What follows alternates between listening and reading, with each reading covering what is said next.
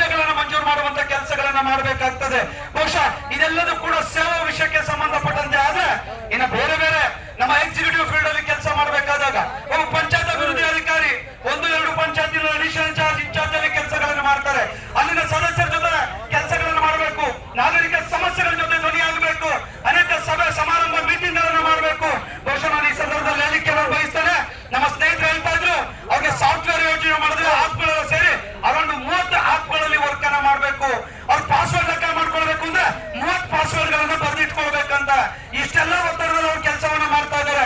ಸುಮಾರು 155ಕ್ಕೂ ಹೆಚ್ಚು ರಿಜಿಸ್ಟರ್ಗಳನ್ನ ಗ್ರಾಮ ಪಂಚಾಯತಿಯಲ್ಲಿ ನಿರ್ವಹಣೆ ಮಾಡಬೇಕು ಅನ್ನುವಂಥದ್ದನ್ನ ಅವ್ರು ಹೇಳ್ತಾ ಇದ್ರು.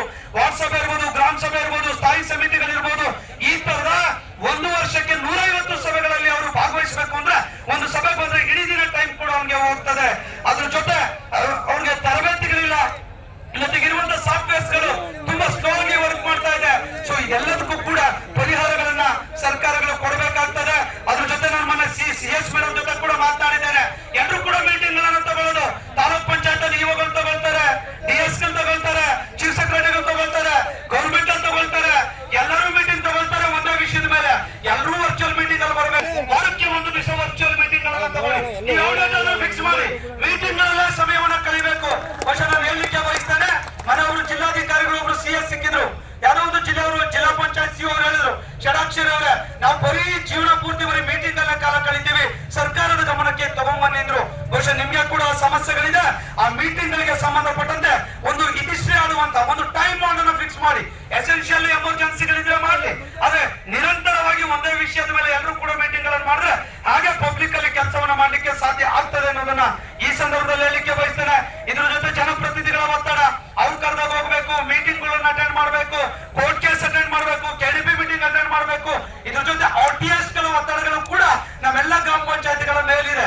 ಸೊ ಎಲ್ಲದರ ನಡುವೆ ಇವತ್ತು ನಮ್ಮೆಲ್ಲ 60,000 ಸಿಬ್ಬಂದಿಗಳು ಕೆಲಸ ಮಾಡ್ತಾ ಇದ್ದಾರೆ ಅಂತ ಹೇಳಿದ್ರೆ ಇದು ನಮ್ಮ ಕರ್ನಾಟಕ ರಾಜ್ಯದ RDPR ಇಲಾಖೆಯ ಅತ್ಯಂತ ಹೆಮ್ಮೆಯ ಅಭಿಮಾನದ ಸಂಗತಿ. ಬಹುಶಃ ಇದ್ರ ನಡುವೆ ಅನೇಕ ಒತ್ತಡಗಳಿದೆ, ಆರೋಗ್ಯದ ಮೇಲೆ ಒತ್ತಡಗಳಿದೆ, ಹೆಲ್ತ್ ಸ್ಕೀಮ್ ಕೂಡ ನಮ್ಮ ಯಾರಿಗೂ ಇಲ್ಲ. ಬಹುಶಃ ನಮ್ಮ ಗ್ರಾಮ ಪಂಚಾಯತ್ ಸದಸ್ಯರು ಕೇಳ್ತಾ ಇದ್ದಾರೆ, ಫ್ರೀ ಬಸ್ ಪಾಸ್ ಕೊಡಿ, ನಮ್ಗೆ ಹೆಲ್ತ್ ಸಿಸ್ಟಮ್ ಕೊಡಿ, ನಮ್ಮ ಸಂಭಾವನೆಗಳನ್ನು ಜಾಸ್ತಿ ಕೊಡಿ ಅನ್ನುವಂತ ಡಿಮ್ಯಾಂಡ್ ಕೂಡ ಅವ್ರು ಕೂಡ ಇಟ್ಕೊಂಡಿದ್ದಾರೆ. ಬಹುಶಃ ಇದೆಲ್ಲದನ್ನು ಕೂಡ ಒಂದೇ ಸಲ ಮೇಡಮ್ ಕೂಡ ಬಗೆಹರಿಸಲಿಕ್ಕೆ ಸಾಧ್ಯ ಇಲ್ಲ. ಅವರ ಇತಿಮಿತಿನಲ್ಲಿ, ಅವರ ಸೇವಾ ವಿಷಯಗಳಿಗೆ ಸಂಬಂಧಪಟ್ಟಂತೆ ಅವರ ಪರಿಮಿತಿನಲ್ಲಿ ಏನೇನು ಕಮಿಷನರ್ ಮತ್ತೆ PRS ಇದ್ದಾರೆ, ಅವರ ಇತಿಮಿತಿನಲ್ಲಿ 15 ದಿವಸ ತಿಂಗಳ ಆ ಟೈಮ್ ಒಳಗೆ ಆ ಸಮಸ್ಯೆಗಳನ್ನ ಬಗೆಹರಿಸುವಂತ ಕೆಲಸವನ್ನ ಅವ್ರು ಮಾಡ್ಬೇಕಾಗ್ತದೆ. ಅವರ ಮೇಲಾಗಿ ಹೊರತಾಗಿ ಆರ್ಥಿಕ ಇಲಾಖೆಯಿಂದ ಯಾವ್ಯಾವ್ದು ಫೈನಾನ್ಷಿಯಲ್ ಆರ್ಥಿಕ ಹೊರೆಗಳು ಹೊರಬರ್ತದೆ ಅದೆಲ್ಲದೂ ಕೂಡ ಫೈನಾನ್ಷಿಯಲ್ ಇರ್ಬೋದು, ಫೈನಾನ್ಸ್ ಡಿಪಾರ್ಟ್ಮೆಂಟ್ ಇರ್ಬೋದು, DPR ಡಿಪಾರ್ಟ್ಮೆಂಟ್ ಇರ್ಬೋದು, ಚೀಫ್ ಸೆಕ್ರೆಟರಿ ಇರ್ಬೋದು, ಕ್ಯಾಬಿನೆಟ್ ಇರ್ಬೋದು, ಆ ವಿಚಾರಗಳನ್ನು ಕೂಡ ಸೂಕ್ತವಾಗಿರುವಂತ ರೆಕಮೆಂಡೇಶನ್ ಮಾಡಿ ಅಲ್ಲಿಗೆ ಕಳಿಸುವಂತ ಕೆಲಸವನ್ನು ಕೂಡ ಮೇಡಮ್ ಅವರು ಮಾಡಬೇಕು ಅನ್ನುವಂತ ವಿನಂತಿಯನ್ನು ಕೂಡ ನಾನು ಈ ಸಂದರ್ಭದಲ್ಲಿ ಮಾಡ್ಲಿಕ್ಕೆ ಬಯಸ್ತೇನೆ. ಸರ್ಕಾರ ಅನೇಕ ಯೋಚನೆಗಳನ್ನ ಶ್ರೀಸಾಮಾನ್ಯನಿಗೆ ತರುವಂತ ಸಂದರ್ಭದಲ್ಲಿ ಗ್ರೌಂಡ್ ಲೆವೆಲ್ ಅಲ್ಲಿ ಯಾವುದೇ ಇಲಾಖೆ ಜಾರಿಗೆ ತಂದ್ರೆ ಅದು ಫಸ್ಟ್ ಕಣ್ಣಿಗೆ ಕಾಣ ಸರ್ಕಾರದ ಮುಂದೆ ಯಾರು ಅಂತ ಹೇಳಿದ್ರೆ ವಿಲೇಜ್ ಅಕೌಂಟೆಂಟ್ ಮತ್ತೆ PDOs ಅಷ್ಟೇ ಸರ್ಕಾರಕ್ಕೆ ಕಾಣುವಂತದ್ದು. ಬಹುಶಃ ಅವ್ರಿಗೆ ಸೌಲಭ್ಯಗಳನ್ನ ಕೊಡಿ. ನನ್ನ ಕೆಲಸದ ಬಗ್ಗೆ ನಂದು ಯಾರು ವಿರೋಧಗಳಿಲ್ಲ. ಸೇವಾ ಸೌಲಭ್ಯಗಳು ಕೊಡಬೇಕು, ಇನ್ಫ್ರಾಸ್ಟ್ರಕ್ಚರ್ ಕೊಡಬೇಕು, ಇಂಟರ್ನಲ್ ಬೆನಿಫಿಟ್ ಸೌಲಭ್ಯ, ಪ್ರಮೋಷನ್ಗಳು ಇದೆಲ್ಲದೂ ತರುವಂತ ವಿಚಾರದಲ್ಲಿ ಸರ್ಕಾರ ಹೆಚ್ಚಿನ ಗಮನವನ್ನ ಹರಿಸಬೇಕು ಅನ್ನುವಂತ ವಿನಂತಿಯನ್ನು ಕೂಡ ನಾನು ಈ ಸಂದರ್ಭದಲ್ಲಿ ಮಾಡ್ತಾ ಹೆಚ್ಚಿನ ವಿಚಾರಗಳನ್ನ ಅವ್ರ ಜೊತೆ ಸಭೆ ಸೇರಿದಂತ ಸಂದರ್ಭದಲ್ಲಿ ನಾನು ಕೂಡ ಭಾಗವಹಿಸಿ ನಿಮ್ಮೆಲ್ಲ ವಿಚಾರಗಳ ಬಗ್ಗೆ ನನಗೆ ಕೂಡ ಅರಿವಿದೆ. ಆ ವಿಷಯಗಳನ್ನ ಮಾನ್ಯ PRS ಅವ್ರ ಗಮನಕ್ಕೆ, ಮಾನ್ಯ ಸಚಿವರ ಗಮನಕ್ಕೆ ನಾನು ಕೂಡ ತರ್ತೇನೆ ಎನ್ನುವಂತ ಮಾತನ್ನು ಕೂಡ ಹೇಳ್ತಾ, ಮಾನ್ಯ ಮೇಡಮ್ ಅವರು ಇವತ್ತಿನ ದಿವಸ ಯಾವ್ದಾದ್ರು ABCD ಕೆಟಗರಿಗಳನ್ನ ತಾವು ಮಾಡ್ಕೊಳ್ಳಿ. ಕಮಿಷನ್ ರೇಟ್ ಎಲ್ಲ ಯಾವ್ದಾಗಬೇಕು ನಾನು ಬಹುಶಃ ಹೇಳಲಿಕ್ಕೆ ಬಯಸ್ತೇನೆ. ಅನೇಕ ಗ್ರೇಡ್ 1 ಸೆಕ್ರೆಟರೀಸ್ ಗಳು ಇರ್ಬೋದು ಅಥವಾ ಗ್ರೇಡ್ 2 ಇಂದ ಗ್ರೇಡ್ 1 ಆಗೋದಕ್ಕೆ ಅನೇಕ ತುಮಕೂರು ಜಿಲ್ಲೆ ಇರ್ಬೋದು, ಬೇರೆ ಬೇರೆ ಕಡೆ ಪ್ರಮೋಷನ್ ಗಳನ್ನ ಕೊಡ್ಲಿಲ್ಲ. ಕಳೆದ 2 ವರ್ಷಗಳಿಂದ ನಾವು ಹೋರಾಟಗಳನ್ನ ಮಾಡಿ ಪ್ರಮೋಷನ್ ಕೊಡಿಸಿದ್ದು ಕೂಡ ನಮ್ ಕಣ್ಮುಂದೆ ಇದೆ. ಹಾಗಾಗಿ ಜಿಲ್ಲಾ ಪಂಚಾಯತ್ CO ಅವ್ರಿಗೆ ಅವರ ವ್ಯಾಪ್ತಿನಲ್ಲಿ ಏನೇನು ಆದೇಶಗಳಾಗಬೇಕು, ಇಮಿಡಿಯೇಟ್ ಡೈರೆಕ್ಷನ್ ಗಳನ್ನ ತಾವು ಕೊಡಬೇಕಾಗ್ತದೆ. ಹಾಗೆ ಸರ್ಕಾರದ ಹಂತದಲ್ಲಿ ತಾವು ಅವರ ಸಂಘಟಕರನ್ನ ಕರೆದು ಇಮಿಡಿಯೇಟ್ ಆಗಿ ಮೀಟಿಂಗ್ ಅನ್ನ ಮಾಡಿ ಅದನ್ನು ಬಗೆಹರಿಸಿದ್ರೆ ಈ ಹೋರಾಟ ಒಂದು ಅಂತ್ಯ ಆಗ್ತದೆ ಎನ್ನುವಂಥದ್ದು ನನ್ನ ಭಾವನೆ. ಅದರ್ವೈಸ್ ಮುಂದಿನ ದಿನಗಳಲ್ಲಿ ನಾವು ಕೂಡ ಬೆಂಬಲ ಕೊಡೋದು, ಇವ್ರು ಹೋರಾಟಕ್ಕೆ ಬರೋದು, ಅಲ್ಲಿ ಜನಗಳಿಗೆ ಸರ್ವಿಸ್ ಸಿಗದೆ ಇರೋದು, ಸರ್ಕಾರದ ಮೇಲೆ ಕೆಟ್ಟ ಹೆಸರು ಬರೋದು, ಇಲಾಖೆ ಮೇಲೆ ಕೆಟ್ಟ ಹೆಸರು ಬರುವಂತ ಕಾರಣಕ್ಕೆ ನಾವು ನೀವ್ಯಾರು ಕೂಡ ಕಾರಣೀಭೂತರಾಗಬಾರದು. ಇವತ್ತಿನ ಸಭೆ ಒಂದು ಇತಿಶ್ರೀ ಆಡುವಂತ ಸಭೆ ಇದಾಗಬೇಕು.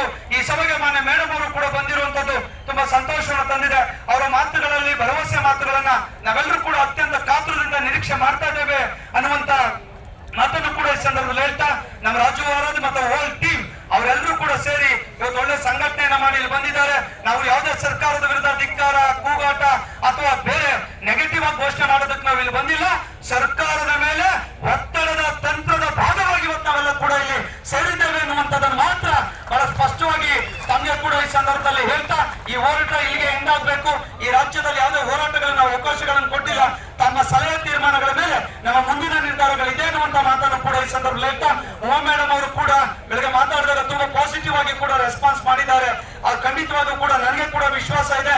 ಬಹುಶಃ ಅವರು ನಮ್ಮ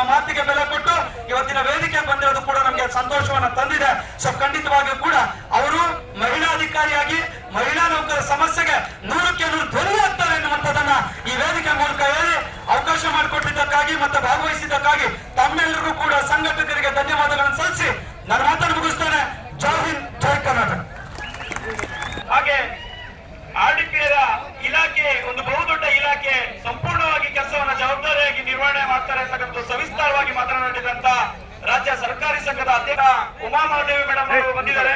ಅವರಿಗೆ ನಿಮ್ಮೆಲ್ಲರ ಪರವಾಗಿ ತುಂಬ ಹೃದಯದ ಸ್ವಾಗತವನ್ನ ಬಯಸಿದ್ದೇವೆ. ಹಾಗೆ ಅರುಂಧತಿ ಚಂದ್ರಶೇಖರ್ ಮೇಡಮ್ ಇವರು ಕೂಡ ಬಂದಿದ್ದಾರೆ.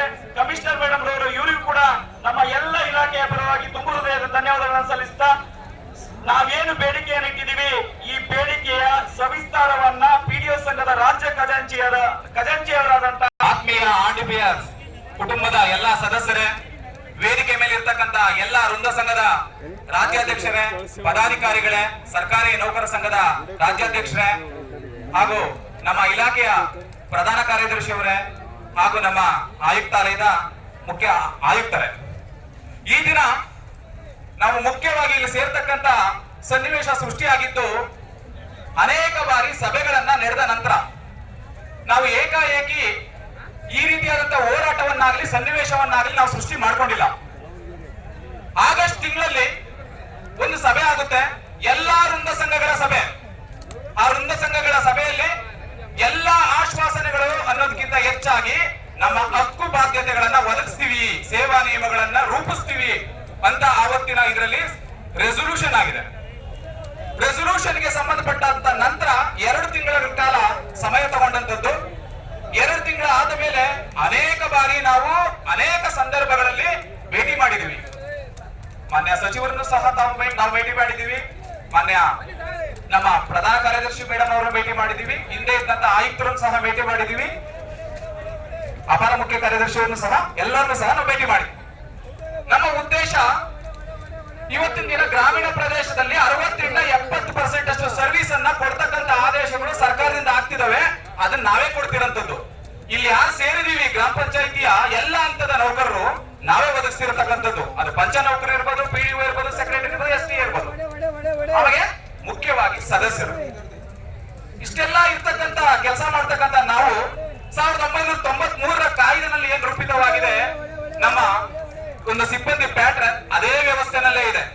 ಆದ್ರೆ ಸೇವೆಗಳು ಸರ್ವಿಸಸ್ ಇವತ್ತು 2024ರಲ್ಲಿ ಅದೇ ರೀತಿ ಇದೆಯಾ? ನಾವು ಯೋಚನೆ ಮಾಡ್ಬೇಕಿದೆ. ನಮ್ಮ ಮೇಲೆ ಆದೇಶ ಮಾಡ್ತಕ್ಕಂತ ಅಧಿಕಾರಿ ವರ್ಗ ತುಂಬಾ ಇದೆ. ರಾಜ್ಯ ಮಟ್ಟದಿಂದ ನಮಗೆ 12ರಿಂದ 15 ಜನ ಆದೇಶಗಳನ್ನ ಹೊರಡಿಸ್ತಾರೆ. ಆದ್ರೆ ಇಂಪ್ಲಿಮೆಂಟ್ ಮಾಡ್ತಕ್ಕಂತ ಅಧಿಕಾರಿಗಳು 4ರಿಂದ 5 ಜನ ನಮ್ಮ ಪಂಚ ನೌಕರನ್ನ ಇಟ್ಕೊಂಡು ನಾನು ಮಾಡ್ಬೇಕು. ಒಬ್ಬ ಪಿಡಿಒ, ಒಬ್ಬ ಕಾರ್ಯದರ್ಶಿ, ಅಲ್ಲಿರ್ತಕ್ಕಂತ ಸದಸ್ಯರ ಒಟ್ಟಿಗೆ ಮಾಡಬೇಕಾದಂತ ಸಂದರ್ಭ ಇದೆ. ಹಾಗಾಗಿ ನಾವು ಮುಖ್ಯವಾಗಿ ಎಲ್ಲಾ ವೃಂದದ ವಿಷಯಗಳನ್ನ ಮಂಡಿಸೋದಾದ್ರೆ ಬೇಡಿಕೆಗಳನ್ನ, ಒಂದು 10 ವರ್ಷಗಳಿಂದಲೂ ಸಹ ನೆನೆಗುದಿಗೆ ಬಿದ್ದಿರ್ತಕ್ಕಂಥ ವಿಷಯ ಬಿ ಗ್ರೂಪ್ ಮಾಡ್ತಕ್ಕಂಥದ್ದು ಪಂಚಾಯತ್ ಅಭಿವೃದ್ಧಿ ಅಧಿಕಾರಿಗಳನ್ನ. ಯಾಕೆ ಅಂತ ಬಂದ್ರೆ ಮುಖ್ಯವಾಗಿ ಇವತ್ತಿನ ದಿನ ನಾನು ಸರ್ವಿಸಸ್ ಕೊಟ್ಟದ ಬಗ್ಗೆ ಹೇಳಿದೆ. ಎಲ್ಲ ಆದೇಶಗಳನ್ನು ಇಂಪ್ಲಿಮೆಂಟ್ ಮಾಡೋದು ನಾವೇ ಅಂತ ಗೊತ್ತಿದೆ. ಇವತ್ತಿನ ದಿನ 10 ವರ್ಷದಿಂದ ನಮಗೆ ಹಣಕಾಸಿನ ಹೊರೆ ಆಗ್ತಾ ಇತ್ತು.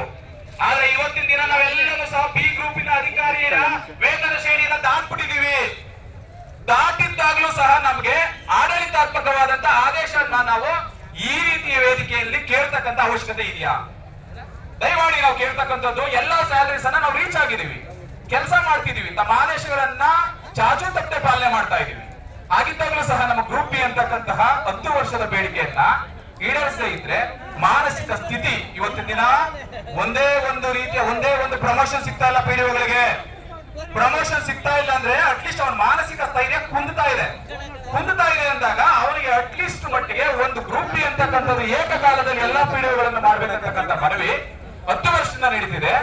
ದಯಮಾಡಿ ಈ ವೇದಿಕೆ ಮೂಲಕ ಆ ಬೇಡಿಕೆಯನ್ನ ಎಲ್ಲರಿಗೂ ಸಹ ಅನ್ವಯ ಆಗೋ ರೀತಿಯಲ್ಲಿ ಗ್ರೂಪ್ ಬಿ ಯನ್ನ ಘೋಷಣೆ ಮಾಡಬೇಕು. ಎರಡನೇದು 7 ವರ್ಷ ಪೂರೈಸಿದಂತ ಪಂಚಾಯತ್ ಅಭಿವೃದ್ಧಿ ಅಧಿಕಾರಿಗಳನ್ನ ಬೇರೆ ತಾಲೂಕಿಗೆ ವರ್ಗಾವಣೆ ಮಾಡತಕ್ಕಂತಹ ಆದೇಶ ಏನಿದೆ ಅದನ್ನ ಹಿಂಪಡಿಬೇಕು. ಯಾಕಂದ್ರೆ KCSR ಅಲ್ಲಿ ಯಾರಿಗೂ ಇಲ್ದಿದ್ದಂತ ನಿಯಮ, ಸಚಿವಾಲಯಗಳಲ್ಲಿ ಇಲ್ದಿರ್ತಕ್ಕಂಥ ನಿಯಮ, ಆಯುಕ್ತಾಲಯದಲ್ಲಿ ಇರ್ತಕ್ಕಂಥ ನಿಯಮ ನಮಗೆ ಗ್ರಾಮ ಪಂಚಾಯತಿಯಲ್ಲಿ ಇರ್ತಕ್ಕಂಥ ಸಣ್ಣ ನೌಕರರ ಮೇಲೆ ಯಾಕೆ? ದಯಮಾಡಿ ನಮ್ಮ ಪಂಚಾಯತ್ ಅಭಿವೃದ್ಧಿ ಅಧಿಕಾರಿಗಳು SDA ಮತ್ತು ಸೆಕ್ರೆಟರಿಗಳ ಆಗಿರ್ತಕ್ಕಂಥ ಆದೇಶವನ್ನ ಕೂಡಲೇ ಹಿಂಪಡಿಬೇಕು. ಜೊತೆಗೆ ನಾವು ಮುಖ್ಯವಾಗಿ 16 ಇಯರ್ ರದ್ದಾಗಿದ್ರಿಂದ ನಾವೊಂದು ಬಯಸಿದ್ವಿ, ನಮಗೆ ಬೇರೆ ಬೇರೆ ಜಿಲ್ಲೆಗಳಿಗೆ, ಅವರ ಮಾತೃ ಜಿಲ್ಲೆಗಳಿಗೆ ಹೋಗಿ ಕೆಲಸ ಮಾಡ್ಬೇಕು ಅಂತ. ಆದ್ರೆ ಆ ಪರಿಸ್ಥಿತಿ ಅಂತಕ್ಕಂಥದ್ದು ಬೇರೆ ಹಂತಕ್ಕೆ ತಲುಪಿಡ್ದು.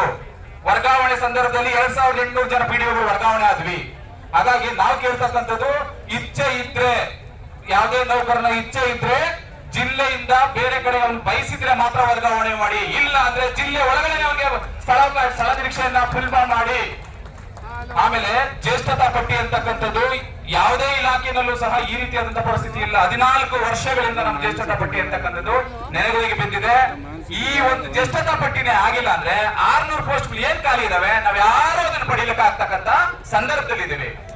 ಇದನ್ನ ದಯಮಾಡಿ ನಾವು ವೇದಿಕೆ ಮೂಲಕ ತಕ್ಷಣ ಅದನ್ನ ಇತ್ಯರ್ಥಗೊಳಿಸಬೇಕು ಅಂತ ಹೇಳಿ ನಾವು ಕೋರ್ಕೊಳ್ತಾ ಇದ್ದೀವಿ. ಹಾಗೆ ನರೇಗಾ ಯೋಜನೆಗೆ ಸಂಬಂಧಪಟ್ಟಂಗೆ, ನರೇಗಾ ಯೋಜನೆ ಎಲ್ರಿಗೂ ಗೊತ್ತಿದೆ, ಕಾನೂನಾತ್ಮಕವಾಗಿ ಆಗ್ತಾ ಇರ್ತಕ್ಕಂಥ ಸಮಸ್ಯೆಗಳು. ಇವತ್ತು NMMS ಬಂದಿದೆ, ಪ್ರತಿಯೊಬ್ಬರು ಸಹ ಅದನ್ನ ದೂರುಗಳನ್ನು ದಾಖಲು ಮಾಡ್ತಿದ್ದಾರೆ. ಇವತ್ತನ್ನ ಗುರಿ ಆಧಾರಿತವಾಗಿ ಜಿಲ್ಲೆಯಲ್ಲಿ ಅದನ್ನ ನಮಗೆ ರಿವ್ಯೂ ಮಾಡ್ತಿರ್ತಕ್ಕಂಥ ಸಿಸ್ಟಮ್ ಅನ್ನ ದಯಮಾಡಿ ಬಿಡಬೇಕು. ಬೇಡಿಕೆ ಆಧಾರಿತ ಮಾತ್ರ ಅದನ್ನ ಪರಿಗಣಿಸಬೇಕು. ಜೊತೆಗೆ ನಾವು ಕೂಸಿನ ಮನೆ ಕಾನ್ಸೆಪ್ಟ್ ಅನ್ನ ನರೇಗಾದಲ್ಲಿ ಕೆಲಸ ಮಾಡ್ತಕ್ಕಂಥ ನೌಕರರಿಗೆ ಕೊಡಬೇಕು. ಅಲ್ಲಿನ ಸ್ಥಳೀಯವಾದಂತಹ ಗ್ರಾಮ ಪಂಚಾಯಿತಿ ಆಡಳಿತ ಮಂಡಳಿ ತಗೊಳ್ತಕ್ಕಂಥ ನಿರ್ಧಾರದ ಮೇಲೆ ಅದನ್ನ ಇಂಪ್ಲಿಮೆಂಟೇಷನ್ ಮಾಡಬೇಕು. ಹಾಗೆ ಕುಂದುಕೊರತೆ ಪ್ರಾಧಿಕಾರಕ್ಕೆ ಸಂಬಂಧಪಟ್ಟಾಗೆ ಈಗಾಗಲೇ ಕುಂದುಕೊರತೆ ಪ್ರಾಧಿಕಾರ ಅಂತಕ್ಕಂಥದ್ದು ಎಸ್ಟಾಬ್ಲಿಷ್ಮೆಂಟ್ ಹೆಸರಿಗೆ ಮಾತ್ರ ಆಗಿದೆ, ಅದು ಎಲ್ಲೂ ಸಹ ಕಾರ್ಯಚಾಲಿತವಾಗಿಲ್ಲ ನಮ್ಮ ಇಲಾಖೆನಲ್ಲಿ. ದಯಮಾಡಿ ಒಂದು ವ್ಯವಸ್ಥಿತ ರೀತಿಯಂತ ಕುಂದುಕೊರತೆ ಪ್ರಾಧಿಕಾರ ಆಗ್ಬೇಕು. ಯಾಕಂದ್ರೆ ಗ್ರಾಮೀಣ ಮಟ್ಟದಲ್ಲಿ ಅಷ್ಟು ಸರ್ವಿಸ್ ಕೊಡ್ಬೇಕಾದಾಗ ನಮ್ಮ ಮೇಲೆ ದೂರುಗಳು ಬರೋದು ಸಾಮಾನ್ಯ. ದೂರುಗಳು ಬಂದ ಮೇಲೆ ಅದ್ರ ಇತ್ಯರ್ಥ ಆಗ್ಬೇಕು. ಇತ್ಯರ್ಥ ಆಗೋದು ಬಿಟ್ಟು ಅನೇಕ ಕಡೆ ದೂರುಗಳು ದಾಖಲಾಗ್ತಾ ಇದಾವೆ. ಅದರಿಂದ ಸಿಬ್ಬಂದಿ ವರ್ಗ ಮಾನಸಿಕವಾಗಿ ನೋವು ತಿಂತಿದ್ದಾರೆ. ಅದನ್ನ ಸರಿಪಡಿಸೋದಕ್ಕೆ ಕುಂದುಕೊರತೆ ಪ್ರಾಧಿಕಾರ ಅಂತಕ್ಕಂಥದ್ದು ಸರಿಯಾದ ರೀತಿಯಲ್ಲಿ ವ್ಯವಸ್ಥಿತಗೊಳ್ಳಬೇಕು. ಆಮೇಲೆ ತಜ್ಞರ ಸಮಿತಿ. ಯಾಕೆ ತಜ್ಞರ ಸಮಿತಿ ಅಂತ ಹೇಳಿದ್ರೆ, PDOಗಳು ಜೊತೆಗೆ ನಮ್ಮ ನೌಕರ ವರ್ಗ ಇತ್ತೀಚೆಗೆ ಡೆತ್ ಆಗಿರೋದು ಇದೊಂದು ವರ್ಷದಲ್ಲಿ ಹೇಳೋದಾದ್ರೆ PDOಗಳು 22 ಜನ ಡೆತ್ ಆಗಿದ್ದಾರೆ. ಈ ಒಂದು ವರ್ಷದಲ್ಲಿ 22 ಜನ ಡೆತ್ ಆಗಿದ್ದಾರೆ ಅಂದ್ರೆ ಬೇರೆ ಯಾವುದೇ ಇಲಾಖೆನಲ್ಲೂ ಡೆತ್ ಆಗದೆ ಈ ಇಲಾಖೆನಲ್ಲಿ ಯಾಕೆ ಅಷ್ಟು ಡೆತ್ ಆಗ್ತಾ ಇದೆ ಅನ್ನೋದನ್ನ ತಜ್ಞರ ಸಮಿತಿಗೋಸ್ಕರ ನಾವು ಒಂದು ವರ್ಷದಿಂದ ಓಡಾಡ್ತಾ ಇದೀವಿ. ದಯಮಾಡಿ ಆ ತಜ್ಞರ ಸಮಿತಿಯನ್ನ ಈಗಾಗಲೇ ಮೂವ್ಮೆಂಟ್ ಆಗಿರ್ತಕ್ಕಂಥದನ್ನ ಒಂದು ವ್ಯವಸ್ಥಿತ ರೀತಿಯಲ್ಲಿ ಅದನ್ನ ರಚನೆ ಮಾಡಿ ವರದಿ ತಗೊಂಡು ನಮಗೆ ಬದುಕುವ ವಾತಾವರಣ, ನಾವು ಉತ್ತಮವಾಗಿ ಕೆಲಸ ಮಾಡ್ತಕ್ಕಂಥ ವಾತಾವರಣವನ್ನ ನಿರ್ಮಿಸಿಕೊಡ್ಬೇಕಂತ ಮಾನ್ಯರಲ್ಲಿ ಕೋರ್ಕೊಳ್ತಾ ಇದ್ದೀನಿ. ಹಾಗೆ ನಾವು ಈಗ ಗ್ರಾಮ ಪಂಚಾಯತಿಗಳು, ಅನೇಕ ಗ್ರಾಮ ಪಂಚಾಯತಿಗಳು ಮೇಲ್ದರ್ಜೆಗೆ ಇರ್ತಾ ಇದಾವೆ. ಮೇಲ್ದರ್ಜೆಗೆ ಅದು BBMP ನಲ್ಲಿ ಆಗ್ಬೋದು ಅಥವಾ ಸ್ಥಳೀಯ ಸರ್ಕಾರಗಳ ವ್ಯವಸ್ಥೆನಲ್ಲಿ ಆಗ್ಬೋದು. ಅಲ್ಲಿ ನಮ್ಮ ಸಿಬ್ಬಂದಿ ವರ್ಗದವರನ್ನ ಮರ್ಜ್ ಆಗ್ಲಿಕ್ಕೆ ಸಾರ್ವಜನಿಕ ಹಿತದೃಷ್ಟಿಯಿಂದ ಅವರಿಗೆ ಸರ್ಕಾರಿ ನೌಕರರು ಸಹ ಅದರಲ್ಲಿ ಮರ್ಜ್ ಆಗೋದಕ್ಕೆ ಅವಕಾಶ ಕಲ್ಪಿಸ್ಕೊಡ್ಬೇಕು ಅನ್ನೋದನ್ನ ಮಾನ್ಯರಲ್ಲಿ ಕೊಡ್ಕೊಳ್ತಾ ಇದ್ದೀವಿ. ಆಮೇಲೆ 2007-8ರಿಂದ 2011-12 ಏನು ಲೋಕಾಯುಕ್ತ ತನಿಖೆಗೊಳಿಸಿತ್ತು ಅದು ಆದೇಶ ಆಗಿದೆ. ಆದೇಶ ಆದ್ರೂ ಸಹ ಅನೇಕ ಜಿಲ್ಲೆಗಳಲ್ಲಿ ಲೋಕಾಯುಕ್ತರಿಂದ ನೋಟಿಸ್ಗಳು ಜಾರಿಗೆ ಆಗ್ತಾ ಇದಾವೆ. ಈ ನೋಟಿಸ್ಗಳನ್ನ ನಿಲ್ಲೋ ರೀತಿಯಲ್ಲಿ ಮಾನ್ಯರು ಒಂದು ರೀತಿಯಾದಂತಹ ಪತ್ರ ವ್ಯವಹಾರವನ್ನ ಕೈಗೊಂಡು ಅದೊಂದು ಶಾಸನಾತ್ಮಕವಾದಂತಹ ವ್ಯವಸ್ಥೆಯಾಗಿ ಅದನ್ನ ಕ್ಯಾಬಿನೆಟ್ ಅಲ್ಲಿ ನಿರ್ಧಾರ ತಗೊಂಡು ಅದನ್ನು ಅಂತಿಮಗೊಳಿಸಬೇಕಂತ ಮಾನ್ಯರಲ್ಲಿ ಕೋರ್ಕೊಳ್ತಾ ಇದ್ದೀನಿ. ಜೊತೆಗೆ ಯಾವುದೇ ವೃಂದದ ನೇಮಕಾತಿ ನಿಯಮಗಳನ್ನ ರೂಪಿಸಬೇಕಾದ ಸಂದರ್ಭದಲ್ಲಿ ನೌಕರ ಸ್ನೇಹಿಯಾದಂತಹ ತಿದ್ದುಪಡಿಯನ್ನ ತರಬೇಕಾದ್ರೆ ವೃಂದ ಸಂಘಗಳೊಂದಿಗೆ ಚರ್ಚೆ ಮಾಡಿ ಅವರಿಗೆ ಅನುಕೂಲವಾಗುವ ರೀತಿಯಲ್ಲಿ ಅವಕಾಶವನ್ನ ಕಲ್ಪಿಸ್ಕೊಡಿ. ನಾವು ಅವಕಾಶ ಕಲ್ಪಿಸ್ಕೊಡ್ರೆ ಯಾರು ಬರಂತ ಅವಶ್ಯಕತೆ ಇಲ್ಲ. ನೀವು ಹೇಳಿದಂತ ಎಲ್ಲಾ ಆದೇಶಗಳನ್ನು ವ್ಯವಸ್ಥಿತ ರೀತಿಯಲ್ಲಿ ನಾವು ಇಂಪ್ಲಿಮೆಂಟ್ ಮಾಡಕ್ ರೆಡಿ ಇದ್ದೀವಿ. ನಾವ್ಯಾರು ಸರ್ಕಾರದ ವಿರೋಧಿಗಳಲ್ಲ, ಸರ್ಕಾರದ ಭಾಗ, ಸರ್ಕಾರದ ಕಾರ್ಯವನ್ನ ವ್ಯವಸ್ಥಿತ ರೀತಿಯಲ್ಲಿ ಜನರಿಗೆ ತಲುಪಿಸ್ತಕ್ಕಂಥವ್ರು. ದಯಮಾಡಿ ನಮಗೆ ಅದೊಂದು ಅವಕಾಶ ಕಲ್ಪಿಸ್ಕೊಡಿ. ಜೊತೆಗೆ ಪಂಚಾಯತ್ ಅಭಿವೃದ್ಧಿ ಅಧಿಕಾರಿಗಳಿಗೆ ಇಲ್ಲಿವರೆಗೂ ಸಹ ಯಾವುದೇ ರೀತಿಯಲ್ಲೂ ಸಹ ಅವರು ಬೇರೆ ಇಲಾಖೆಗಳಿಗೆ ಹೋಗ್ಲಿಕ್ಕೆ ಅವಕಾಶ ಇಲ್ಲ. ಇಲ್ಲಿ ಪ್ರಮೋಷನ್ ಇಲ್ಲ, ಇಲ್ಲಿ ಅವಕಾಶನೂ ಇಲ್ಲ. ಹಾಗಾಗಿ ನಮ್ಗೆ 25% ಅಷ್ಟಾದ್ರೂ ನಿಯೋಜನೆ ಮೇಲೆ ಮಂಜೂರಾದಂತ ಹುದ್ದೆ ಜಿಲ್ಲೆನಲ್ಲಿ ಏನಿದೆ ಅದರಲ್ಲಿ 25% ಅಷ್ಟು ಹುದ್ದೆಗಳನ್ನ ಆ ಸಮಾನಾಂತರ ಹುದ್ದೆಗಳಿಗೆ ಹೋಗ್ಲಿಕ್ಕೆ ಅವಕಾಶನ ಕಲ್ಪಿಸಿಕೊಡ್ಬೇಕಂತ ಕೇಳ್ಕೊಳ್ತಾ ಇದೀವಿ.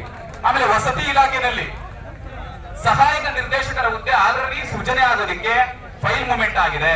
ಅದನ್ನ PDO ಪ್ರಮೋಷನ್ಗೆ ಪರಿಗಣಿಸಬೇಕಂತ ಮಾನ್ಯರಲ್ಲಿ ಮತ್ತೊಮ್ಮೆ ಮನವಿ ಮಾಡ್ತಾ ಇದ್ದೀನಿ.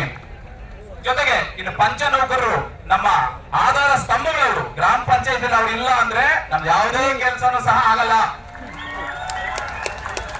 ಅಂತ ನೌಕರ ಸಂಘ ಇವತ್ತಿನ ದಿನ ನೋವಿನಿಂದ ಬದುಕ್ತಕ್ಕಂಥ ಸನ್ನಿವೇಶ ಇದೆ.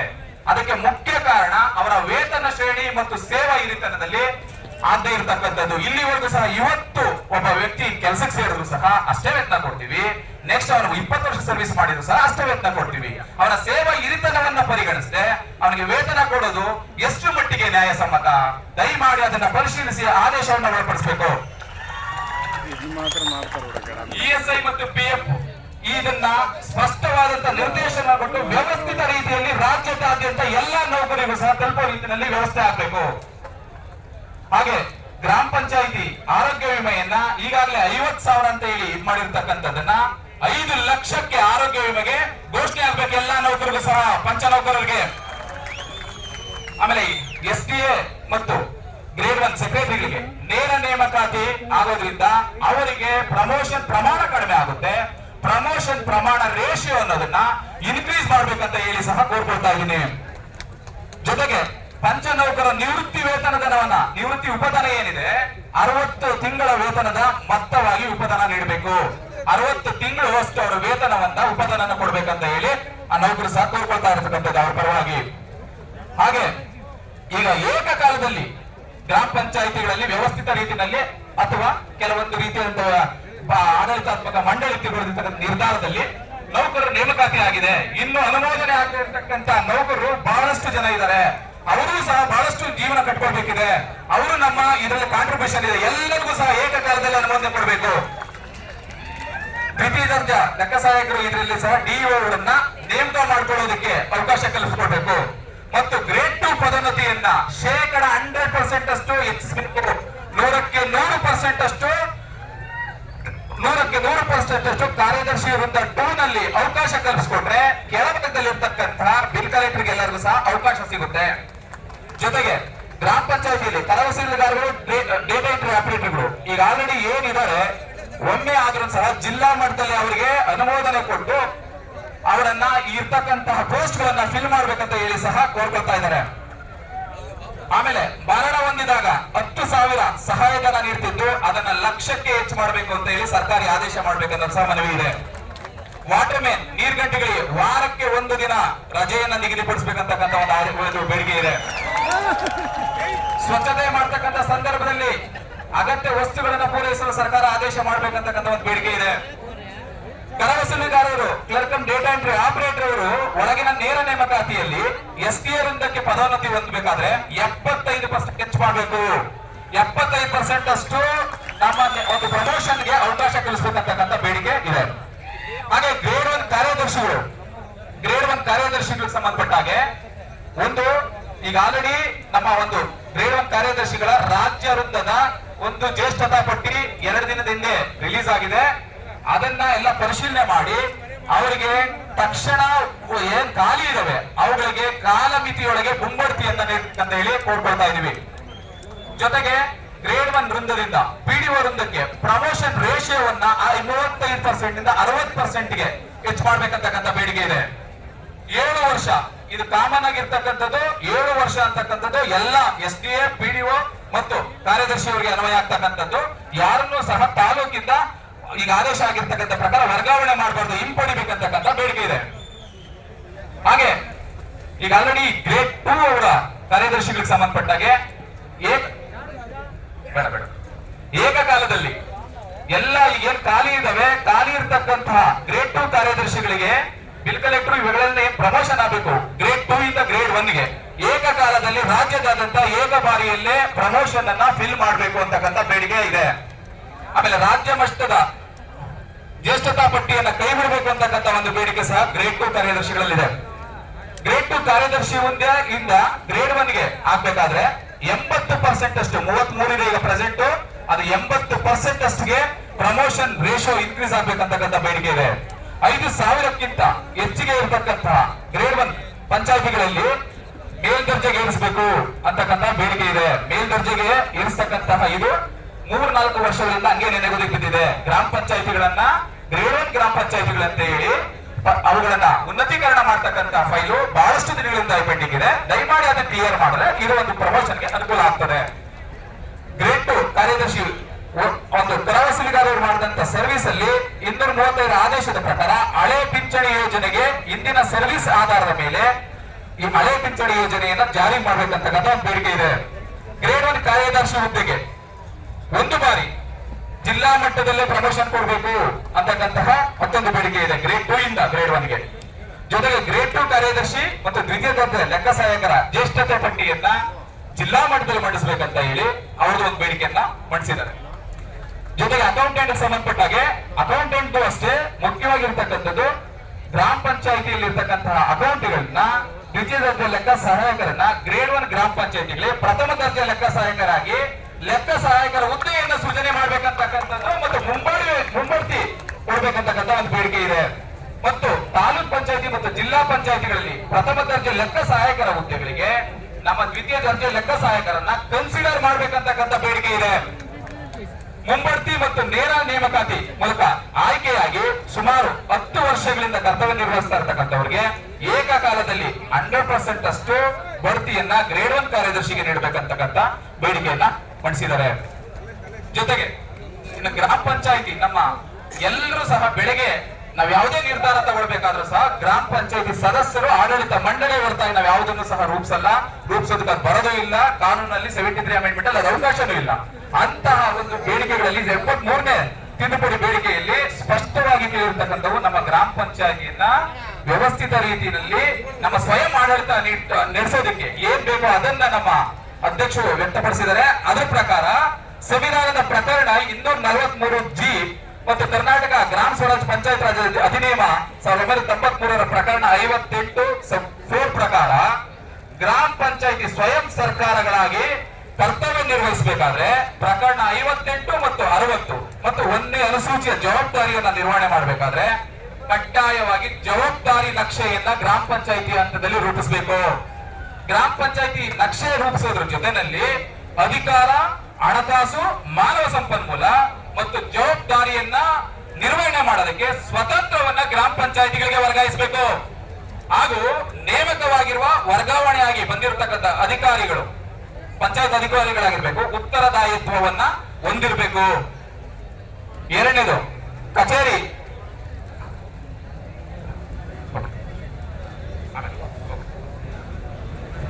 ನಿರ್ವಹಣೆ ಕೈಪಿಡಿಯನ್ನ ಸಿದ್ಧಗೊಳಿಸಬೇಕು. ಗ್ರಾಮ ಪಂಚಾಯಿತಿ ಸ್ಥಳೀಯ ಸರ್ಕಾರ ಜೊತೆಗೆ ಗ್ರಾಮ ಪಂಚಾಯಿತಿ ಅಧ್ಯಕ್ಷರು, ಕಾರ್ಯನಿರ್ವಾಹಕ ಮುಖ್ಯಸ್ಥರು, ಪಿಡಿಒ ಕಾರ್ಯನಿರ್ವಾಹಕ ಮುಖ್ಯ ಕಾರ್ಯದರ್ಶಿ ಆಗಿರೋದ್ರಿಂದ ವ್ಯವಸ್ಥಿತ ರೀತಿಯಾದಂತಹ ಆಡಳಿತಾತ್ಮಕವಾದಂತಹ ಕಚೇರಿ ನಿರ್ವಹಣಾ ಕೈಪಿಡಿಯನ್ನ ಹೊರಡಿಸಬೇಕು. ಜೊತೆಗೆ ಸ್ಥಳೀಯ ಸಂಸ್ಥೆಗಳು ಸಕ್ರಿಯವಾಗಿ ಕಾರ್ಯನಿರ್ವಹಿಸುವ ರೀತಿಯಲ್ಲಿ ನಿಯಮಗಳನ್ನ ರಚನೆ ಆಗಬೇಕು. ಹಾಗೆ ಕೆಡಿಪಿ ಸಭೆಗಳು, ಇವತ್ತಿನ ದಿನ ಕೆಡಿಪಿ ಸಭೆಗಳು ಅಂತಕ್ಕಂಥವು ಗ್ರಾಮ ಪಂಚಾಯಿತಿಯಲ್ಲಿ ಯಶಸ್ವಿ ಆಗ್ಬೇಕಾದ್ರೆ ಅವರು ಭಾಗವಹಿಸಬೇಕು. ಅವ್ರು ಭಾಗವಹಿಸಿರೋದು ನಮ್ಗೆ ಇಲ್ಲಿ ತನಕ ಖಾತ್ರಿನೂ ಆಗ್ತಾ ಇಲ್ಲ. ಯಾವುದೇ ಕಾರಣಕ್ಕೂ ಸಹ ಎಷ್ಟೇ ಸಭೆಗಳು ಕರೆದಾಗ ಸಹ ಭಾಗವಹಿಸ್ತಕ್ಕಂಥದ್ದಾಗ್ತಾ ಇಲ್ಲ. ಆ ಕೆಡಿಪಿ ಸಭೆಗಳನ್ನ ಶಾಸನಬದ್ಧಗೊಳಿಸಿದಾಗ ಕಡ್ಡಾಯವಾಗಿ ಭಾಗವಹಿಸ್ತಾರೆ. ಅದನ್ನ ಶಾಸನಬದ್ಧಗೊಳಿಸಬೇಕು ಮತ್ತು ಪಿಡಿಒ ಬಿ ಗ್ರೂಪ್ ಉನ್ನತೀಕರಣವನ್ನ ಮಾಡಬೇಕು. ಜೊತೆಗೆ ಶಿಷ್ಟಾಚಾರ ಅಂತಕ್ಕಂಥದ್ದು ಗ್ರಾಮ ಪಂಚಾಯತ್ ಮಟ್ಟದಲ್ಲಿ ಅಧ್ಯಕ್ಷರು, ಉಪಾಧ್ಯಕ್ಷರು, ಸದಸ್ಯರು ರಾಜ್ಯ ಶಿಷ್ಟಾಚಾರದ ವ್ಯಾಪ್ತಿಗೆ ತರಬೇಕು. ಗ್ರಾಮ ಪಂಚಾಯತಿ ವ್ಯಾಪ್ತಿಯಲ್ಲಿ ನಡೀತಕ್ಕಂಥ ಎಲ್ಲಾ ಸರ್ಕಾರಿ ಕಾರ್ಯಕ್ರಮಗಳಲ್ಲಿ ಆಹ್ವಾನ ಪತ್ರಿಕೆ ಮತ್ತು ಶಿಲಾಫಲಕಗಳಲ್ಲಿ ಅವರ ಹೆಸರು ಮುದ್ರಿಸಬೇಕು ಅಂತಕ್ಕಂತಹ ಒಂದು ಬೇಡಿಕೆ ಇದೆ. ವಿಧಾನಸೌಧ ಹಾಗೂ ಇತರೆ ಸರ್ಕಾರಿ ಕಚೇರಿಗಳಲ್ಲಿ ಟೋಲ್ಗಳ ಮುಕ್ತ ಪ್ರವೇಶಕ್ಕೆ ಅವಕಾಶ ಮಾಡಿಕೊಡ್ಬೇಕು ಸದಸ್ಯರಿಗೆ. ಜೊತೆಗೆ ಗೌರವಧನ ಮತ್ತು ಪಿಂಚಣಿ ವಿಷಯಕ್ಕೆ ಸಂಬಂಧಪಟ್ಟ ಹಾಗೆ ಗ್ರಾಮ ಪಂಚಾಯಿತಿಯ ಅಧ್ಯಕ್ಷರು, ಉಪಾಧ್ಯಕ್ಷರು, ಸದಸ್ಯರುಗಳ ಮಾಸಿಕ ಗೌರವಧನ ಕೇರಳ ರಾಜ್ಯದಲ್ಲಿರುವಂತೆ ಗ್ರಾಮ ಪಂಚಾಯಿತಿ ಅಧ್ಯಕ್ಷರಿಗೆ 15,000 ರು, ಉಪಾಧ್ಯಕ್ಷರಿಗೆ 12,000 ರು, ಸದಸ್ಯರಿಗೆ 10,000 ರುಗಳನ್ನ ಹೆಚ್ಚಿಸಬೇಕು. ಜೊತೆಗೆ ಪಿಂಚಣಿ ನೀಡತಕ್ಕಂಥ ವ್ಯವಸ್ಥೆ ಆಗಬೇಕು. ಉಪವೇಶನ ಶುಲ್ಕವನ್ನ 500ಕ್ಕೆ ಹೆಚ್ಚಿಸಬೇಕು ಮತ್ತು ಗ್ರಾಮ ಪಂಚಾಯಿತಿ ಸದಸ್ಯರಿಗೆ ಕೆಲಸಗಳಿಗೆ ಓಡಾಡೋದಕ್ಕೆ ಉಚಿತ ಬಸ್ ಪಾಸ್ ವ್ಯವಸ್ಥೆಯನ್ನ ನೀಡಬೇಕು ಮತ್ತು ಆರೋಗ್ಯ ವಿಮೆಯನ್ನ ಕಲ್ಪಿಸಬೇಕು ಅಂತಕ್ಕಂಥ ಬೇಡಿಕೆ ಇದೆ. ಹಾಗೆ ಮೇಲಿನ ಹಂತದ ಅಧಿಕಾರಿಗಳು ಗ್ರಾಮ ಪಂಚಾಯಿತಿಯನ್ನ ತಮ್ಮ ಕೈ ಕೆಳಗಿನ ಶಾಖಾ ಕಚೇರಿಗಳಂತೆ ನಡೆಸಿಕೊಳ್ಳುವುದನ್ನ ನಿಲ್ಲಿಸಬೇಕು ಅಂತಕ್ಕಂಥ ಬೇಡಿಕೆಯನ್ನ ಗ್ರಾಮ ಪಂಚಾಯಿತಿಗಳಿಂದ ವ್ಯಕ್ತ ಆಗಿದೆ ಸದಸ್ಯರ ಒಕ್ಕೂಟದಿಂದ. ವಿದ್ಯುತ್ ಬಿಲ್, ಇವತ್ತಿನ ದಿನ ಗ್ರಾಮ ಪಂಚಾಯಿತಿ ಏನ್ ಸಂಗ್ರಹಣೆ ಮಾಡ್ತಾ ಇದೆ ಆ ಮೊತ್ತವನ್ನ ವಿದ್ಯುತ್ ಬಿಲ್ ಪಾವತಿ ಮಾಡ್ತಕ್ಕಂಥ ಆದೇಶಕ್ಕೆ ಒಳಪಟ್ಟ ಪಾವತಿ ಮಾಡಬೇಕಾದ ಸನ್ನಿವೇಶ ಇದೆ. ದಯಮಾಡಿ ಈಗ 31/3/2015 ಸಹ ಒಂದು ಆದೇಶ ಆಯಿತು. ಅಲ್ಲಿವರೆಗಿನ ಯಾವುದೇ ಎಲ್ಲಾ ಕರೆಂಟ್ ಬಿಲ್ಗಳನ್ನ ಝೀರೋ ಮಾಡ್ತೀವಂತ. ಟೆಕ್ನಿಕಲಿ ಆಗಿ ಇಲ್ಲಿವರೆಗೂ ಸಹ ಯಾವುದು ಝೀರೋ ಆಗಿಲ್ಲ. ಗ್ರಾಮ ಪಂಚಾಯಿತಿಗಳ ಬಡ್ಡಿ ಬೀಳ್ತಾನೆ ಇದೆ, ಚಕ್ರ ಬಡ್ಡಿ ಬೀಳ್ತಾನೆ ಇದೆ, ರೀಕನ್ಸಲೇಷನ್ ಆಗಿಲ್ಲ. ಗ್ರಾಮ ಪಂಚಾಯಿತಿಗಳಿಗೆ ಅದು ಆರ್ಥಿಕವಾದಂತಹ ಹೊರೆಯಾಗಿ ಪರಿವರ್ತನೆ ಆಗ್ತಾ ಇದೆ. ಹಾಗಾಗಿ ಈ ಒಂದು ಕರೆಂಟ್ ಬಿಲ್ ಅನ್ನ ಗ್ರಾಮ ಪಂಚಾಯಿತಿ ಏನ್ ಕೊರತೆ ಆಗ್ತಾ ಇದೆ ಅದನ್ನ ನಿಲ್ಲಿಸಬೇಕು ಜೊತೆಗೆ ಅದು ಸಂಪೂರ್ಣವಾಗಿ ಸರ್ಕಾರನೇ ಅದನ್ನ ಪಾವತಿ ಮಾಡ್ಬೇಕಂತ ಹೇಳಿ ಈ ಮೂಲಕ ಸದಸ್ಯರ ಒಕ್ಕೂಟದಿಂದ ಕೋರ್ಕೊಳ್ತಾ ಇದ್ದೀವಿ. ಆಮೇಲೆ ಕೃಷಿ ಉಪಯೋಗಕ್ಕಾಗಿ ಉಚಿತ ವಿದ್ಯುತ್ ನೀಡಿ ದೃಢ ಬಳಕೆಗೆ ರಿಯಾಯಿತಿ ನೀಡಿರ್ತಕ್ಕಂಥ ಸರ್ಕಾರ ಮತ್ತು ವಿದ್ಯುತ್ ಕಂಪನಿಗಳು ಗ್ರಾಮೀಣ ಕುಡಿಯುವ ನೀರಿನ ಯೋಜನೆಗೆ ವಾಣಿಜ್ಯ ದರ ವಿಧಿಸ್ತಿರುವಂತದನ್ನ ಆರ್ಥಿಕ ಸಂಕಷ್ಟಕ್ಕೆ, ಹೌದು ಈಗೆಲ್ಲ ನಮ್ಮೆಲ್ಲ ಬಿಲ್ಗಳು ಸಹ ವಾಣಿಜ್ಯಾತ್ಮಕ ಬಿಲ್ಗಳಾಗಿ ಬರ್ತಿರ್ತಕ್ಕಂಥದ್ದು. ಅವರಿಗೆ ಕೃಷಿ ಉಪಯೋಗಕ್ಕೆ ಉಚಿತ ವಿದ್ಯುತ್ ಇದೆ, ಗೃಹ ಬಳಕೆಗಿದೆ, ಜೊತೆಗೆ ವಿದ್ಯುತ್ ಕಂಪನಿಗಳಿಗೆ ಸಿಗ್ತಿದೆ. ಆದ್ರೆ ನಾವು ಗ್ರಾಮ ಪಂಚಾಯತಿ ಸಾರ್ವಜನಿಕವಾಗಿ ಕುಡಿತಿರ್ತಕ್ಕಂಥ ಕುಡಿಯುವ ನೀರಿಗೆ ವಾಣಿಜ್ಯ ಶುಲ್ಕವನ್ನ ನಾವು ಪಾವತಿ ಮಾಡ್ಬೇಕಾದ್ರೆ ಗ್ರಾಮ ಪಂಚಾಯತಿಗಳು ಅಷ್ಟು ಮಟ್ಟಿಗೆ ಶ್ರೀಮಂತವಾಗಿವ ನಾವು. ದಯಮಾಡಿ ಅದನ್ನ ರಿಯಾಯಿತಿ ದರದಲ್ಲಿ ವಿದ್ಯುತ್ ಅನ್ನ ನೀಡೋದಕ್ಕೆ ಅದು ಕ್ರಮ ವಹಿಸ್ಕೋಬೇಕಂತ ಮಾತಲ್ಲಿ ಕೋರ್ಕೊಳ್ತಾ ಇದೀವಿ. ಹಾಗೆ ಲಾಂಛನ ವಿಷಯಕ್ಕೆ ಸಂಬಂಧಪಟ್ಟಂತೆ ಪಂಚಾಯತ್ ರಾಜ್ ವ್ಯವಸ್ಥೆಗಳು ರಾಜ್ಯ ಸರ್ಕಾರ ಲಾಂಛನವನ್ನ ಬಳಸುವಂತಿಲ್ಲ ಅಂತ ಪಂಚಾಯತ್ ರಾಜ್ ಸಂಸ್ಥೆಗಳಿಂದ ಅರ್ಥಪೂರ್ಣವಾದಂತ ಲಾಂಛನವನ್ನು ಸೂಚಿಸಬೇಕು. ಸರ್ಕಾರದ ಲಾಂಛನವನ್ನ ಬಳಸೋದಕ್ಕೆ ಅವಕಾಶ ಇಲ್ಲ, ಪ್ರತ್ಯೇಕವಾದಂತ ಸರ್ಕಾರ ಆಗಿರೋದ್ರಿಂದ ಲಾಂಛನವನ್ನ ಅರ್ಥಪೂರ್ಣ ರೀತಿಯಾದಂತ ಲಾಂಛನವನ್ನ ಸೃಜನೆ ಮಾಡ್ಬೇಕಂತ ಹೇಳಿ ಸಹ ಅವ್ರ ಬೇಡಿಕೆ ಇದೆ. ಪಂಚಾಯತ್ ಆಡಳಿತ ಸೇವೆ ಜಾರಿಗೊಳ್ಳಬೇಕು. ಎಲ್ಲ ಒಂದು ವೃಂದ ನಿಯಮಗಳು ಬೇರೆ ಬೇರೆ ಎಲ್ಲ ಏನೇ ಇದೆ ಅವೆಲ್ಲನೂ ಸಹ ಪ್ರತ್ಯೇಕವಾಗಿ KS IAS ಆ ತರ ಇರ್ತಕ್ಕಂಥ ರೀತಿಯಲ್ಲಿ ಪ್ರತ್ಯೇಕವಾದಂತೆ ಪಂಚಾಯತ್ ಆಡಳಿತ ಸೇವೆ ಅಂತಕ್ಕಂಥದ್ದು ಮೇಲ್ಮಟ್ಟದಿಂದ ಕೆಳಮಟ್ಟದ ನೌಕರ ತನಕನೂ ಸಹ ಅವಕಾಶ ಕಲಿಸಬೇಕಂತ ಹೇಳಿ ಬೇಡಿಕೆ ಇದೆ. ಹಾಗೆ RDPR ವೃಂದಗಳಲ್ಲಿ ರೋಸ್ಟರ್ ಪಾಲಿಸಬೇಕು, ಬ್ಯಾಕ್ಲಾಗ್ ಭರ್ತಿ ಮಾಡಬೇಕಂತ ಹೇಳಿ ಎಲ್ಲರೂ ಸಹ ಜನರಲ್ ರೋಸ್ಟರ್ ನಲ್ಲಿ ಆಯ್ಕೆಯಾದಂತಹ SC ST ಪಂಗಡದವರು ಜನರಲ್ ಮೆರಿಟ್ ಅನ್ನ ಪರಿಗಣಿಸಬೇಕು ಅಂತಕ್ಕಂಥ ಒಂದು ಬೇಡಿಕೆ ಇದೆ. ಜೊತೆಗೆ ಪತ್ರಾಂಕಿತ ನೌಕರ ಸಂಘದಿಂದ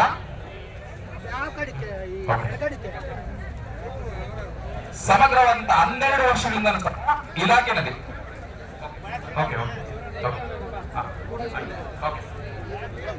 ಇಷ್ಟೆಲ್ಲ ಬೇಡಿಕೆಗಳನ್ನ ಗ್ರಾಮ ಪಂಚಾಯತಿಗಳಲ್ಲಿ ಕ್ಲರ್ಕ್ DEO ಬಿಲ್ ಕಲೆಕ್ಟರ್ ಹೆಚ್ಚುವರಿಯಾಗಿ ಕಾರ್ಯನಿರ್ವಹಿಸ್ತಾ ಇದ್ದು ಇವರಿಗೆ ಒಂದು ಬಾರಿ ಅನುಮೋದನೆಯನ್ನ ನೀಡಬೇಕಂತ ಸಹ ಬೇಡಿಕೆ ಇದೆ. ಏಕಕಾಲದಲ್ಲಿ ಒಮ್ಮೆ ಅದನ್ನೆಲ್ಲ ಸಹ ಆದೇಶ ಮಾಡಿ ವ್ಯವಸ್ಥೆಗೊಳಿಸಬೇಕಂತಕ್ಕಂಥದ್ದು. ಸಾರ್ವಜನಿಕರು ಗ್ರಾಮ ಪಂಚಾಯತಿಯಿಂದ ಮತ್ತು ನಾಡ ಕಚೇರಿಯಿಂದ ಸೌಲಭ್ಯ ಪಡೆಯುವ ಸಂದರ್ಭದಲ್ಲಿ ಗ್ರಾಮ ಪಂಚಾಯತಿ ಆಸ್ತಿ ತೆರಿಗೆಯನ್ನ ವಸೂಲು ಮಾಡುವ ಸಾಫ್ಟ್ವೇರ್ ಲಿಂಕ್ ಮಾಡಿ ಕಡ್ಡಾಯಗೊಳಿಸ್ತಕ್ಕಂಥದ್ದು. ಇವೆಲ್ಲ ಬೇಡಿಕೆಗಳನ್ನ ನಾವು ಎಲ್ಲರಿಂದ ಸಂಘಗಳಿಂದ ಹಕ್ಕೊತ್ತಾಯವಾಗಿ ಎಲ್ಲಾ ತೀರ್ಮಾನಗಳನ್ನ ಎಲ್ಲಾ ಬೇಡಿಕೆಗಳನ್ನ ಮಾನ್ಯರ ಗಮನಕ್ಕೆ ತರ್ತಿದೀವಿ. ನಾವು ನಿಮ್ಮ ಮಕ್ಕಳಿದ್ದಂತೆ ನಾವು ಇಲಾಖೆನಲ್ಲಿ ನಿಮ್ಮ ನಿಯಮಗಳನ್ನ ನಿಮ್ಮ ಆದೇಶಗಳನ್ನ ಪಾಲನೆ ಮಾಡ್ತಕ್ಕಂಥರಿದ್ದೀವಿ. ಪಾಲನೆ ಮಾಡ್ತಿದ್ದೀವಿ ಅಂದಾಗ ಅದನ್ನ ಮಾತಾಡ್ತೀನಿ.